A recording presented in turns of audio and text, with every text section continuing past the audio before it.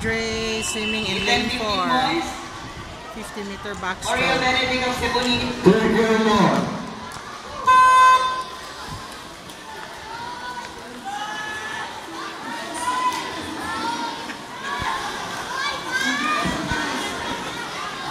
Okay, now for event 16, girls 13 to 14, 50-meter breaststroke.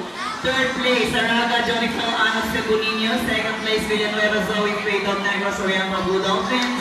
And first place, Eric Yara Lamiel of Tipolo Blue Marlins.